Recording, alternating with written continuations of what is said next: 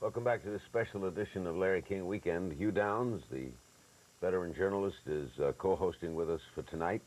And joining us now from Atlanta is Randy Avera, who spent 14 years as a NASA engineer. He helped investigate the Challenger disaster, wrote a book about it called The Truth About the Challenger.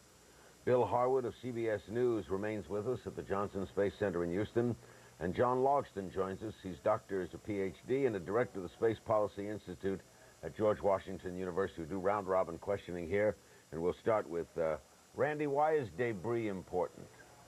Well, the debris holds the record of the physical forces and chemistry that occurred to the vehicle during the event that resulted in the catastrophic crash.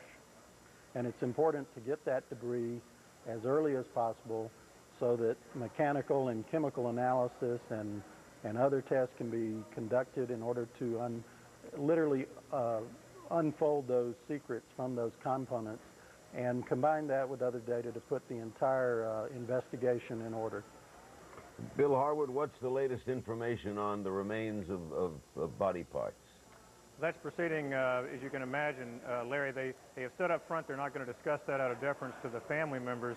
Bob Cabana, the Flight Crew Operations Directorate Chairman down here at the Johnson Space Center, said earlier today at a news conference that remains from all 7 astronauts had been found. They later retracted that and said he misspoke. So at this point, that process obviously continues, but for the same reasons, they're not going to discuss that in any detail at all.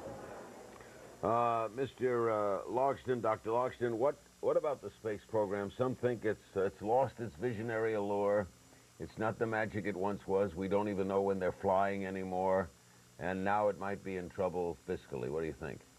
Well, I think that this is an opportunity to think through why the United States is engaged in human space flight. I think there should be the kind of discussion we're having tonight, and the media, the electronic and print media, the Congress, the White House, all should engage in thinking through, are the benefits of this worth the risk, worth the cost? I think that process will revalidate the program and say we must move forward, and it's in the country's interest to do that. Yeah, I'm sure you heard the President make a statement that the space program would continue. To my mind, the worst thing we could do in failing to honor the memory of these people would be to cut back on the space program. It certainly would not be what they would want. Randy, do you share that view? We definitely are a human race on this planet, and we are by our very nature explorers. I work with some of the astronomers who are using the Hubble telescope, the Chandra X-ray telescope, and are designers for what is the new James Webb Space Telescope.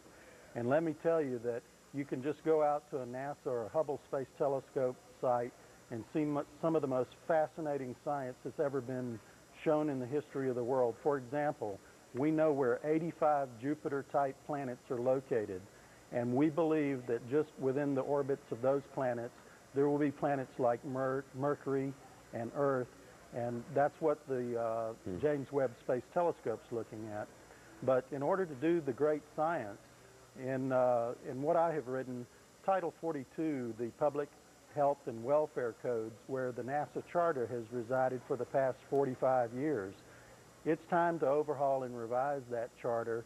We talk about the future of space exploration. Well, we can't even begin to chart that course until we totally address what the charter is the charter balanced for what we're planning to do as a nation and with our international partners. Do you think the United States will maintain its lead in space activities? Well, if I have anything to do with it and the people and the contractors and academia and the NASA programs that I've been fortunate to work in, I can tell you people are highly motivated, very skilled, highly motivated. They don't punch a time clock. They go to work to be a part of history. Bill Harwood, do you feel that the public had lost its allure for this program? I think the International Space Station, Larry, by its very nature, with the esoteric research they do, it can never have the kind of public appeal that a program like Apollo, for example, going to the moon or even going to Mars, something like that's going to have to the average person in the street. It's very hard to understand.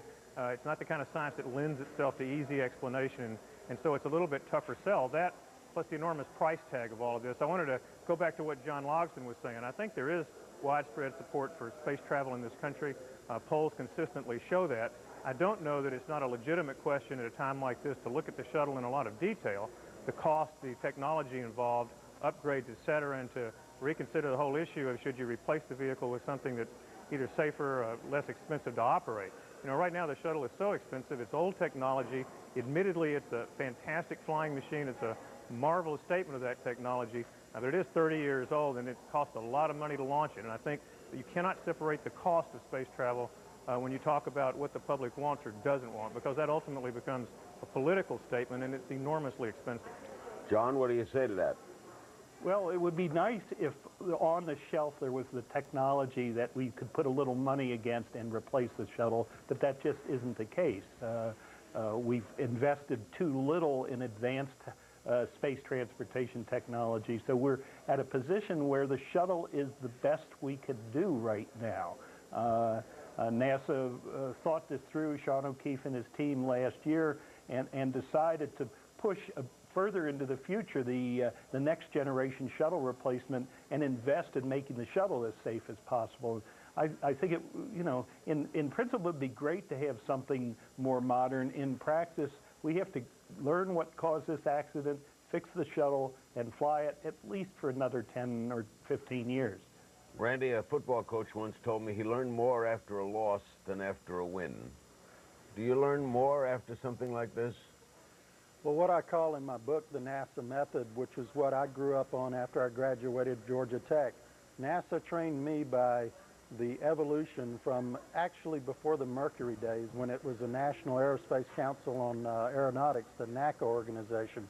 And in 1958, when the NASA organization was chartered by NASA, through the years we've developed what I call the NASA method of design, development, testing, and a very, very important part, quality control. NASA, for example, during the Apollo program, has been the leader in this area, and the United States has shared that with the rest of the world, and the world is coming along and doing marvelous work in the aerospace field and space exploration. There are people all around the world doing all kinds of science in orbit, and let's not forget the great science that's happening on the Earth's surface that supplements the science done in orbit. Yeah. Thank you, Randy Avera, John Loxton, and Bill Harwood. Thanks for joining us. We'll be calling upon you again as this story unravels. When we come back, we're going to be talking with the parents of Mr. Brown, who passed away yesterday. Fantastic individual.